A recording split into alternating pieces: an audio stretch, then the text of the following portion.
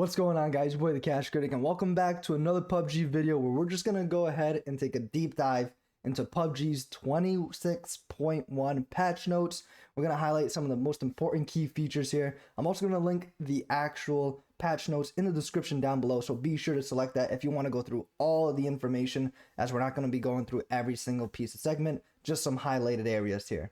So let's jump into it, see exactly what we got, guys. So live maintenance schedule, right? So for PC, of course, we're going to go at first. This is going to be on October 11th, and then for console, October 19th. So next Wednesday for PC, and then they'll be following a week after for console players. Now we got some brand new map service, right? So please note that PC players can anticipate map changes every Wednesday, right? With console players can expect the same every Thursday. So in random map regions, larger maps have a 25% probability of being selected, while smaller maps have 12.5% probability. So for PC, for test servers, normal match is Erangel, AS region, NA region, squad, third person perspective. For the NA region, squad, first person perspective. And then for live servers, normal match. So week one, right, we're going to be filled with Erangel, right? Because obviously this has to do with the Erangel changes. This has to do with tactical gear coming back, right? So there's a lot of important key factors here. So we're going to be seeing a ton of Erangel in the rotation no matter what. So live server, normal match week one, be Erangel, Miramar, Vikindi, Sandhook, and Paramo. Now PC will be October 11th through October 18th. Console the following week after. And then for week two, we have Erangel, Tago, Destin, Sanho, Karakin, and that's beginning on October 18th through October 25th for PC. In week three, we have Erangel, Miramar, Vikindi, Sanho, Paramo, and that for PC, that'll be October 25th through November 1st. And then week four will be Erangel, Tago, Destin, Sandhook, Karakin, and PC will be November 1st through November 8th. And then also for live servers, ranked, Erangel is going to be 30%, Miramar 30%, Tago 30%, Vikindi 10%. Obviously, no matter what, you're going to be getting a match in Erangel, which is everyone's favorite. My favorite, personally. I love getting matches in there. So this is actually absolutely phenomenal, and it just makes the most sense, obviously, with the changes to Erangel. So tactical gear, guys, listen up. This is big. Tactical gear does return this update. So following its temporary removal in update 25.2, we embarked on an in-depth review of its acquisition methods and the overarching influence and balance of tactical gear. So foremost, we recognized that providing every player with tactical gear detracted from the foundational gameplay experience of players landing unarmed and scavenging for items. Land, loot, survive. And thus, after carefully considering your feedback and our internal metrics, we are introducing tactical gear with a balanced version of a specific gear that gave away excessive information during the match as a world spawn instead, item starting with 26.1. So, right, before we used to start off with tactical gear immediately. Now it's a world spawn item, which is cool. Personally, I was loving the fact that we didn't have tactical gear whatsoever, but it is going to be nice to mix up the kind of changes to gameplay, because obviously, you know, the drone, the spotter scope really does bring a whole different kind of level of playing to the actual field itself.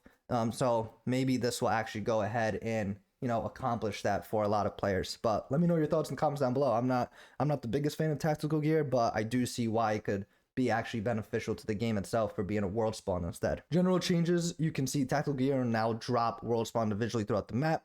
Acquired tactical gear is stored directly in your inventory. Equipped tactical gear will occupy the 6th slot in the inventory, and there's a brief delay while equipping, which you can cancel. So you can loot multiple tactical gears, but only one can be equipped. And equipped tactical gear cannot be dropped. If you re-enter the match after a comeback BR or through the recall system, your previous tactical gear is removed, allowing for a new one to be equipped. So that's pretty cool. So when you do die or come back to the recall system, it's going to be completely removed and you'll just have to find a new one. And tactical gear can be stored in vehicle trunks and tactical packs. So that's pretty cool as well. Now for the drone specifically, right? So you can see here, max distance has been changed from 200 meters to 150 meters. So it's been reduced. And then increased acceleration noise volume. So obviously that way other players know exactly there is an actual drone in the area coming. Added a smoke effect to destroy drones. So that way people know that it is actually destroyed. And an icon indicating that destroyed drone's location has been added, visible on your screen when you have the drone tablet equipped Also, drones cannot be deployed when you are in prone position, which was huge for everyone, right? I feel like a lot of people were in prone position when deploying the drone, so now you're going to lose a little bit of cover, right, being crouched or just standing when using the actual drone itself. So as you can see before, now we have some spotter scope changes here as well, so the before and after, so you can actually tell a big difference here. But marker duration is from 7 seconds, it's been reduced down to 5 seconds.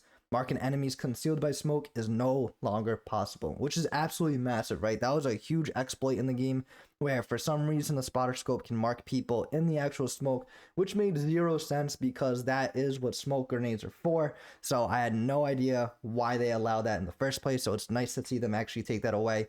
Now, pre-existing markers will remain visible even if the enemy moves into the smoke, and this applies to both smoke grenades and the M79. So that's a huge change to the spotter scope. Again, obviously a huge plus in my eyes. Now, for the world of Erangel. Everyone was nervous on Twitter. Everyone was saying, don't touch our baby. You know, I myself was pretty nervous as well. But the changes here aren't that significant. You guys will tell. You guys will be able to see right here. And I think they kept the core of it as well. So the following updates apply to every single mode.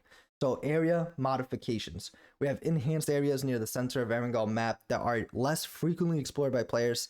Stalber and the submerged village have been visually refreshed. Mailta has been given a makeover that retains its essence while offering a fresh perspective, and ruins in Georgopol have been optimized for smoother gameplay with improved loot distribution and navigation options. So you can see here, Stalber, this is before, and now this is after. So a ton more actual playing field over here, much more reason to actually go and visit and actually drop into this area to loot, and should provide some pretty cool combat opportunities as well, especially with this nice little building with the dome. Now, reorganize the area by adopting an astronomical observatory theme with a dome looking up at the sky. Revamp the entire layout, introducing new structures and looting spots, and the surrounding landscape has been enhanced for better accessibility. And I think this is a huge win. Obviously, they added some cliffs here, as you could see as well. So that's going to be an advantage of having some high ground, low ground opportunities too. Now for Boatyard. So this is before, this is after. This is giving me total Battlefield vibes. This kind of new after look because of the theme that we have here. But before, you know, looked great. I never had a problem with this specifically. And after, I think it still even looks better now. They added a lot more land, right? They minimized the amount of water that's actually in the actual area, which is pretty cool to see. But I think it still looks absolutely phenomenal with adding this extra road L-shaped here. But they reorganized the submerged village located between Rozhok and ruins into a harbor-themed area, enhanced the entire layout, introducing new structures, named it Boatyard on the mini-map as well. So they changed the name completely. And now for ruins, this is before, and then this is after. The changes aren't really all that significant here in ruins, I have to say the least. It looks like they just added on extra walls. They added on this extra little area here for that used to be empty on the left-hand side, as you can see. A few extra pillars, right? This area in the back has been added. So it's pretty much they just extended some walls, added some walls. Still kind of the same layout to me. They added a little bit of a rocky area for just some ground layouts, but revamped the entire layout to provide better accessibility when looting, enhanced the surroundings landscape for better vehicle accessibility, added a dirt road leading inside to the ruins, and then also made some minor tweaks to the shape of the interior ruins. So nothing too crazy here. All in all, changes that were not that significant. It still looks great in my opinion. In Mailta, so this is before. Now we have the after. Now, again, this is another area where the changes aren't all that significant, but you can see they did add like a little river here, a little some kind of water aspect to it. And obviously they added some bigger sized buildings rather than it being so cluttered as well. But blending old and new concepts, we reorganized the area in a town with a stream of water in the center and cornfields, enhanced the general layout and looting efficiency. They added trees on the beach to provide more cover, which is nice because obviously anyone, if you know, running on that area, that's pretty much done for you. You're pretty much going to get sniped out or clocked out at that point. But adding some cover is a nice little touch. In Georgopol, modified the overall layout, relocating some buildings, enhanced the surround landscape, added cover such as abandoned cars and trees. So that's pretty nice to see. Obviously, we have the devs comment here. You know, Erangel stands as the heart and soul of PUBG Battlegrounds, so we believe it is a cherished map that stirs nostalgia for many of our players, therefore working on its update given its iconic status. Was definitely challenging, yet as PUBG Battlegrounds evolves and we recognize the importance of ushering Erangel into the sample progressive journey. In this update, our mission was to blend Erangel's intrinsic charm with enhancements that elevate the player experience without losing the map's foundational essence. So, not gonna read the rest of it here, but obviously they know that Erangel is something that we care about very deeply, and then obviously they're trying to take as best care of it as possible without making huge significant changes that ultimately provide a lot of backlash to the devs. Now for secret rooms, so accessible only through underground entrances in Erangel's natural surroundings. Erangel's secret rooms have been untouched for a long time, so only the sharpest players will have the opportunity to obtain rare items from secret rooms. Make sure to leave before enemies arrive, since engagements here can be quite deadly. So secret rooms are being introduced into Erangel, which is absolutely phenomenal. So secret rooms containing high value items have been added throughout Erangel. Secret rooms can be accessed using the world spawn secret room keys, so that's pretty cool. So especially if you find a key, keep that just in case you actually encounter one of these rooms. And they're also available in normal and custom matches, which is phenomenal to see. Now for spawns, they added and adjusted a small number of vehicle spawn spots in normal match and ranked, and the map is in alignment with above changes. The world map and minimap have been updated as well. And for miscellaneous, refined the landscape and added some trees that can be used for cover, adjusted the height of certain containers, and overall they optimized overall object textures too. Now they also removed the Aston Martin containers from starting areas, which is nice, which is also very annoying from the lobby too, with them just constantly going ahead and running you over. Now the big one here too, guys. We officially have a collab with KFC. I can't believe this did not happen sooner, especially with their slogan itself as being winner, winner, chicken dinner. So this is absolutely phenomenal. I am hyped for this. I can't wait to get some of their skins too regarding KFC, because I myself am a KFC lover too. So it's finger-licking goodness meets PUBG's Battlegrounds. KFC, renowned for serving the finest chicken dinners, has landed in Erangel. Explore KFC stores on the revamped Erangel map and keep an eye out for upcoming KFC events, which is cool. Now, Erangel's gas stations have transformed into KFC stores. You can obtain exclusive KFC chicken combos from kiosks nestled inside of KFC stores. Engage with the kiosk using the interaction key. After your order is placed, your nickname will appear on the order number display board as your KFC chicken combo spawns on the counter, so that's pretty funny. Each player may use the kiosk once per KFC store and once after entering phase 4.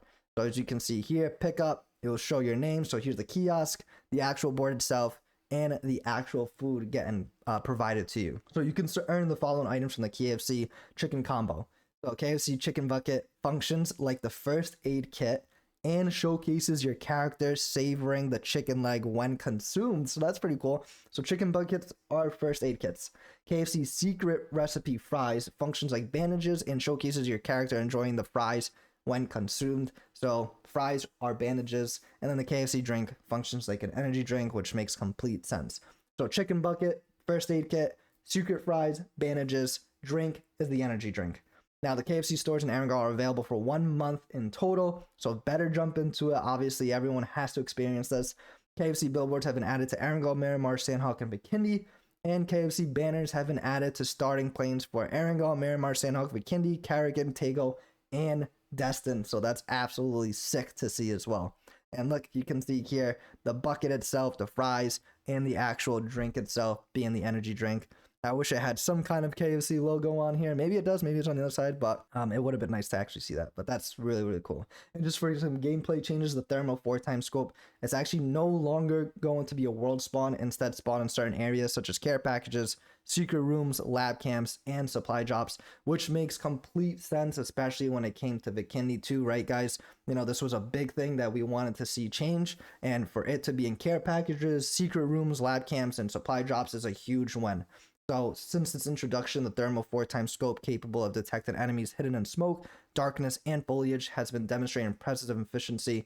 We've noted a trend where this scope became increasingly pivotal, especially in endgame scenarios where smoke tactics become vital. Additionally, the thermal 4x scope played a significant role in many long-range engagements. Additionally, as this item is relatively discovered frequently as a world spawn item, we believe this is likely to have influenced the situation mentioned above. So with the feedback with you guys, with us, we're able to get this change done, and I hope you know, this is a win for many people. I think this is absolutely outstanding, and I think this is a huge win for all of us. Now, for the kill feed updates, right? So they added team numbers to kill feeds and match logs in normal match and ranked, so that's pretty cool to see.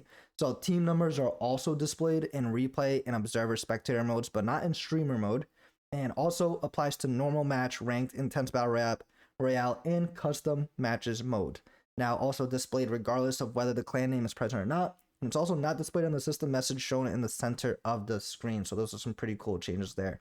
So as outlined in our roadmap previously announced in March, we are dedicated to narrowing the gap between esports, ranked, and normal match. So as a direct response to our goals and player suggestions, we are adding team numbers to both kill feeds and match logs through this update. In the realm of esports, keeping track of team numbers to strategize effectively demands a high degree of concentration and discernment.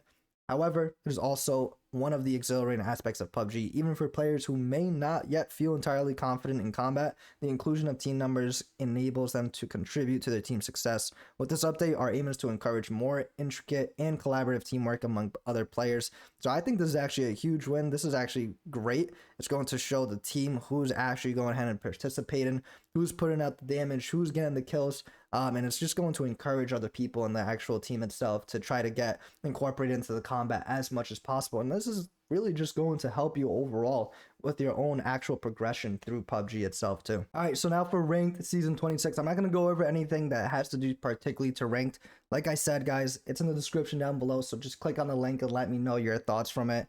However, there are two things I want to go over with you guys specifically is regarding the actual match report itself. So you can see the overview page here. So refine the match report to enhance its usability. Overview and weapons pages has been reorganized, and stats page has been added. So it applies to normal and ranked. So ranked results, rank/rank RP and change, and playtime are now displayed at the top of the match report. So this is the brand new overview page that we're going to be receiving in ranked, but also for normal matches, which is why I want to go over it with you guys. So they added the number of assists, number of times you revived the teammate, and also my weapon stats. So the percentage of hits per body area, and kills, headshot kills, knockdowns achieved, and longest kill. So I think that's absolutely phenomenal, this little section here. And I think this is really going to determine how you're going to try to play the next time around as well.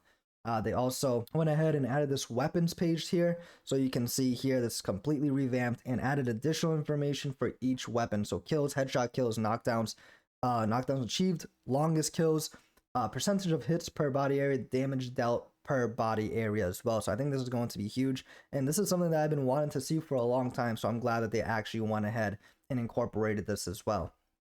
Now, and then they have the stats page itself. So right here you can go ahead and see all the actual stats throughout the actual match itself, right? So they add match information, knockdowns achieved, knockdowns suffered, number of heals, amount recovered, number of boosts, amount recovered, right? Weapons acquired, road kills, vehicles destroyed, redeployments, number of successful redeployments, comeback BR redeployments, blue chip revive redeployments, right? Number of times revived by teammates, and number of self AED revives as well. So through update 26.1, we aim to address known issues of the match report. We should serve as a tool to illustrate the course of match and or incorporate content that players wish to see. In doing so, we have eliminated repetitive information from match report, which will still be accessible on the end of match screen. Our goal with these changes is to provide players with clear insight into their shooting performance, allowing them to reflect on their gunplay. So I think this is phenomenal. Huge win all around, right? Especially for it being incorporated into normal and ranked, so not just ranked specifically. I think this is actually great. And then we have bug fixes here, right? World fixes, UI and textures, and you know, some items and skins here. So obviously I'm not going to be going over this. Just click the link in the description. Feel free to go through it, but let me know your thoughts on this update, guys. Overall, I do think this is a huge win. I know many players have been addressing the issue with SMGs, specifically to have them nerfed, specifically the UMP 45 being the overpowered SMG. I made a video about that previously as well, utilizing it so that way you guys can actually see how it is being utilized at this very time. But let me know in the comments down below, guys, what you guys think about this. I think all in all, this is a great step forward for PUBG. The way they've been communicating with us as well has been phenomenal too. So I think all in all, this is a huge win either way. But there you guys have it. Update 26.1. There's a little highlight video for you guys to click on as well. And I hope you guys enjoy it. Guys, thank you so much for tuning in. It's your boy, the Cash Critic. You guys can tune into more videos right now. Peace.